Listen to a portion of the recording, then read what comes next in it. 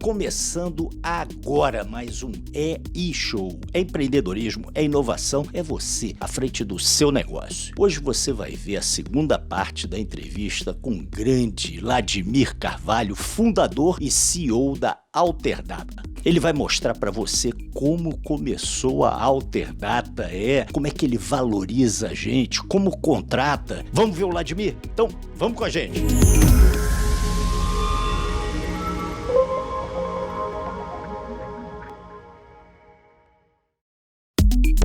Comecei a perceber, Flávio, que programador é uma função muito técnica, como são muitas outras. Como é um advogado quando sai da faculdade, um contador, um engenheiro, um médico. É muito técnico. Só que no mundo corporativo, o lado técnico, ele é um pedaço do sucesso. Para mim, não é mais de 30%. É isso mesmo para você que está nos ouvindo. Você estuda 5 anos na melhor faculdade do Brasil e o que você aprende é 30% do sucesso. Os outros 70% são as coisas que você vai adquirindo para ser mais hábil. É uma aula desse mestre, olha aí, ó. 30% é a parte técnica. Tem mais coisa aí. E eu acredito que você vai falar agora na complementariedade da sua formação que você também foi buscar, né? Conta aí.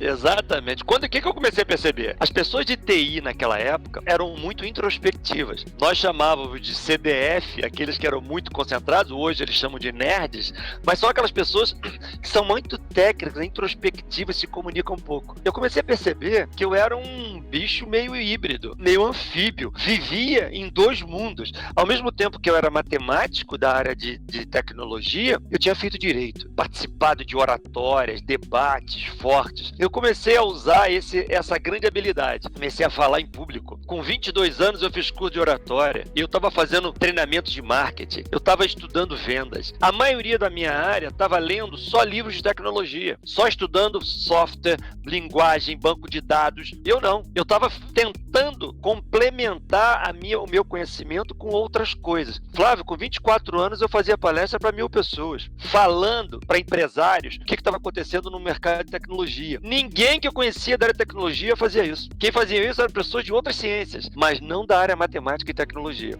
Aquilo começou a fazer minha carreira decolar. Você falava com pleno conhecimento que você tinha do assunto, né? O que muita gente que vai aí falar e tal, e decora, e tal, a coisa não sai natural. Você certamente, com o conhecimento que você tinha, muito profundo, muito solidificado, com a oratória, com a facilidade para falar, certamente você convencia muito mais, né? Você muito mais. Tinha, né? Porque você muito mais exatamente do que você estava falando. Muito mais, porque não é só teoria. Eu ler um livro de psicologia e vir aqui falar, talvez eu fale. Eu não tenho substância, eu não sou da área, cara. Eu não entendo daquele negócio. Agora, quando você fala com propriedade, eu vivi isso. Por exemplo, nessa pandemia agora, de março até aqui, eu tenho feito, Flávio, 1 a 2 lives, teve dia que foram 3 por dia. Eu já falei para mais de 40 mil empresários sobre uma série de aspectos corporativos, mas de coisas que eu tô vivendo, que eu tô vendo. Que a Alterdata hoje tem 1.800 colaboradores e tem 50 mil clientes ativos. Eu estou vendo nos meus clientes quem está acertando, quem está errando,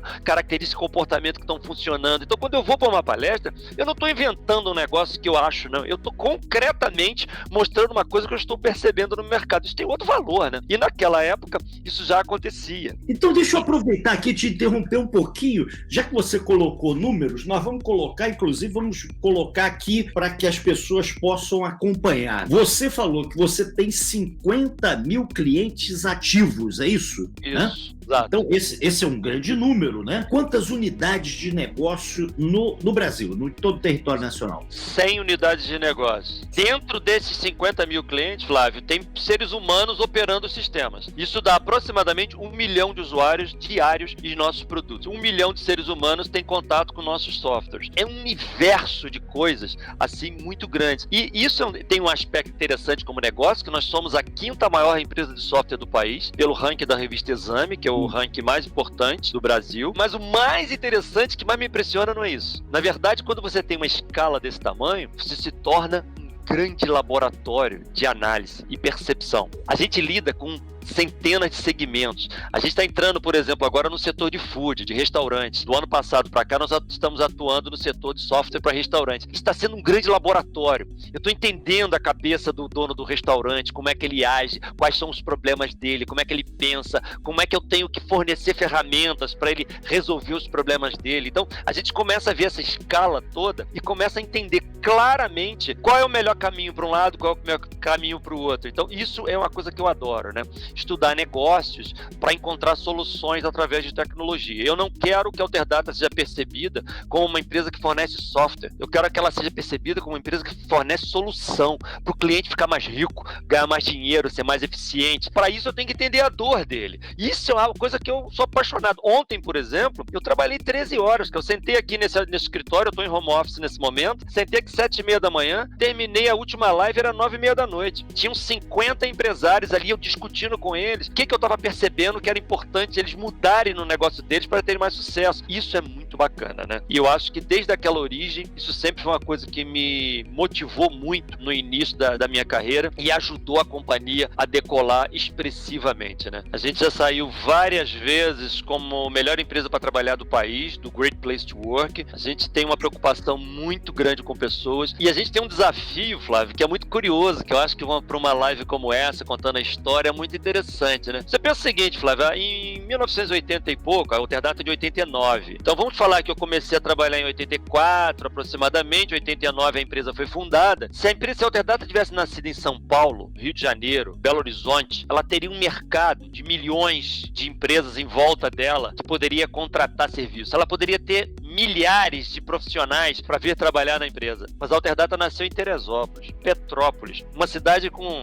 200 mil habitantes, que a principal economia da cidade é a agricultura. Aí você pensa o seguinte, como é que você monta uma empresa de tecnologia em 1990 aproximadamente para trabalhar numa cidade que a economia principal é a agricultura? Turismo é o segundo. Como é que faz isso? Como é que motiva as pessoas? Como é que capacita as pessoas? Na minha cabeça, desde a fundação da empresa, a empresa ela nasceu em Petrópolis em 89. 2 anos depois eu trouxe ela para Teresópolis, que eu sou teresopolitano. E na minha cabeça, naquela época, eu não podia esperar ninguém vir pronto. Não podia, porque eu não tinha. Eu tinha que ser formador de pessoas. Então, desde a fundação da empresa, a gente sempre contratou caráter e não conhecimento. Conhecimento a gente dava, caráter eu não treino, já vem de casa. Então, desde a fundação, a gente olhava caráter, postura, comportamento. Conhecimento técnico, eu treino. Com entender de informática, eu faço. Então, eu sempre fui, pessoalmente, um formador de pessoas. Só que naquela época a empresa não tinha dinheiro, era dura, ela tinha uma série de problemas que as coisas não aconteciam. O que eu fazia para dar treinamento para eles? Eu ia a São Paulo, ia ao Rio de Janeiro, fazia o treinamento que eu achava que era importante, voltava para a empresa, refazia a apostila desse treinamento, desenhava lá para a Alterdata. Na semana seguinte, estava dando treinamento para a equipe que tinha na época. 20, 30 pessoas. Multiplicava, né? Multiplicava o conhecimento que você tinha adquirido, né? Que bacana. Aí, na minha cabeça, eu pagava um curso só, era para mim. E eu fazia para 30 e dava para 30 da minha equipe. E aí você começava a formar um exército de pessoas em vendas, no suporte, no atendimento, nas estruturas administrativas. Desde o começo, a empresa sempre foi muito metódica. Com a minha cabeça de engenheiro, eu sempre fui fanático por números. Então, a empresa com 6 meses de vida, ela já tinha indicadores, cara. Eu já fazia o que eu aprendi com meu pai. Ela já sabia quantos clientes ligavam, por que razão, quais software estava dando mais bug, quanto tempo de atendimento. Eu tinha um monte de números com 6 meses de vida. Então, ela já foi nascendo, eu costumo usar a expressão, com os fios na minha mão. Os fios estavam todos aqui. Aconteciam alguma coisa, eu logo sentia um fio puxando. Não, peraí, acerta isso aqui, acerta aquilo ali. Nós estamos errando aqui, corrige isso, corrige aquilo. Isso foi se tornando um DNA da companhia, né? Eu acho que isso sempre foi muito importante. E um outro elemento que eu acho que nessa gestão de pessoas é relevante é o comportamento do líder, né? O comportamento do líder, e acontece comigo uma coisa que eu não sei explicar, bem desde garoto, que é muito curiosa, e eu não sei se tem a ver com essa maneira com que eu me preocupo com pessoas e tudo, porque, Flávio, tem umas coisas que a gente não sabe explicar, mas quando eu tinha 12 anos, eu comecei a jogar futebol aqui na cidade, eu fui artilheiro da cidade 5 anos seguidos. Eu era centroavante aqui, campeonatos aqui na cidade. E eu não sei porquê, dos meus 12 anos até os 18 aproximadamente, me botavam como capitão do time. Eu não entendia isso. Aí eu fui pra faculdade, me colocaram como representante de turma. Aí me botaram como presidente da comissão de formatura. E eu não entendia isso. Eu vou morar num prédio, me botam de síndico. Eu já recebi um monte de convites para ser candidato a prefeito da minha cidade, que eu fujo, o tempo inteiro eu fujo. Há uma coisa atrás de você liderar pessoas que eu entendo que é uma parte é nata e uma parte é capacitação. Eu acho que eu consegui juntar as duas coisas, porque eu tenho um negócio que é um pouco nato e uma outra coisa que foi desenvolvida, que foi estudando, lendo, me aprimorando. Eu me lembro com agregando conhecimento, agregando percepção de como liderar melhor, né? De como usar essa sua capacidade inata de forma melhor ainda. Você vai aprendendo, né? Você erra, você aprende. E com certeza hoje você é um líder muito melhor do que você era. Sem dúvida. Mas o curioso é que com 20 e poucos anos, por exemplo, eu estava lendo sobre Eneagrama. Eu estava lendo sobre Eneagrama, que é comportamento, perfis comportamentais. Com 20 e poucos anos eu estava estudando comportamento para entender o seguinte: como é que eu tenho que influenciar pessoas? Eu passava uma coisa na minha cabeça naquela época, Flávio, assim, por que tem professores que o conteúdo é fraco e todo mundo gosta dele? Por que tem professor de faculdade que ele tem um conteúdo muito forte e todo mundo não gosta dele? Por que tem líderes que fazem desastre na humanidade, como Hitler, e aquele monte seguia ele? Por que um religioso aqui na América Central, falando, ele convenceu 200 pessoas a se suicidarem? Qual é o poder que existe na comunicação e na influência das pessoas? Isso passava na minha cabeça com 20 anos. E eu comecei a ler sobre neurolinguística, PNL, ler livros como Eneagrama, li livros de psicologia, sociologia, tudo com 20 e poucos anos. E comecei a entender o seguinte: espera aí, as pessoas são diferentes, cada um tem um perfil, cada um enxerga valor de um jeito. Isso hoje é muito fácil de entender, porque é falado demais em um monte de lives. Agora eu tô falando de um menino com 20 anos há 30 anos atrás. Então, é interessante que eu também, mais garoto, né? Eu li o livro da biografia do Lee Iacocca. Lee Iacocca foi alto executivo da Ford e saiu da Ford para liderar a Chrysler, né? E a Chrysler deu um banho na Ford. Eu sei que ele fez um trabalho gigantesco, e uma das coisas que ele fala no livro que me marcou bastante, obviamente o livro é muito bom, muito interessante, quem gosta de biografia, mas uma das coisas mais interessantes que me chamou a atenção, ele dizendo que um dos cursos mais importantes na vida dele foi o curso de psicologia. Exatamente isso que você está falando, ou seja, buscar conhecimentos que vão complementar, né? Então ele conseguia entender melhor, né, os relacionamentos, até as negociações, etc. Exato. Então isso começou a dar muito certo. E eu sempre fui uma outra coisa importante nesses bate-papos que eu passo muito para as pessoas, que uma característica que eu acho que é fundamental é você ser muito observador. A pessoa que tem performance alta, ela é muito observadora. O que eu fazia quando eu estava começando a minha carreira? Eu sempre botei, por exemplo, referências internacionais, que eram minhas referências. Por exemplo, Bill Gates sempre foi uma referência minha, como profissional, visão. Depois que ele se aposentou, virou mais meu ídolo ainda, porque a aposentadoria dele, o que ele faz na aposentadoria é meu sonho, ajudar as pessoas, ajudar a humanidade, um negócio espetacular. Porém, eu não tenho o telefone dele. Eu não tenho o telefone dele para eu ligar para ele, para tirar uma dúvida, perguntar. O que eu fazia quando eu tinha 20 e poucos anos? Eu usava os meus clientes como referências. Então, por exemplo, tinha um conjunto de clientes, tinha um cara que era muito bom comercial. Para mim, ele era o meu referencial. O que ele faz? O que ele lê? Como é que ele convence? Como é que ele negocia? Como é que é o jogo da venda? Como é que ele cria estruturas de vendedores embaixo dele? Aí eu olhava um outro que era um cara bom em RH, eu olhava pra ele. O outro era bom em finanças, o outro era planejador. E eu começava a referenciar essas pessoas e ligava pra eles, tirava a dúvida, pedia livro emprestado. Eles eram minhas referências. Quando eu chegava no nível deles, eu referenciava outro acima. Ia criando um sarrafo cada vez mais alto para você estar buscando algumas coisas. Isso é muito importante que se faça, porque se a gente olhar só o nosso universo, a gente não consegue enxergar direito onde a gente pode chegar. Mas quando a gente percebe um outro que é melhor do que a gente, aquilo faz a gente chegar lá.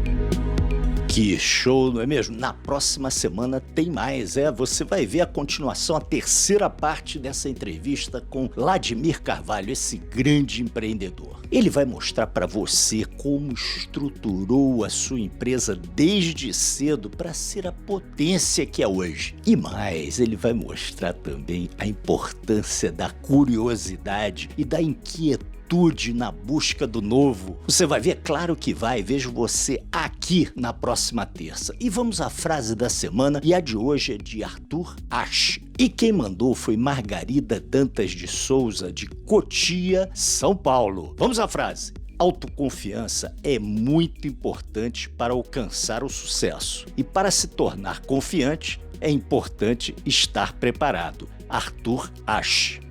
Valeu, grande Margarida! E você aí, manda sua frase também, nós vamos encerrar o próximo programa com ela. Olha, o endereço tá aqui embaixo, ou então aproveita, tá aí no YouTube. Não deixe de se inscrever, é só um clique aqui embaixo. E nos siga nas redes. Foi muito bom ter você aqui com a gente no E-Show, o seu canal do empreendedorismo e inovação. Até a próxima terça aí. Forte abraço!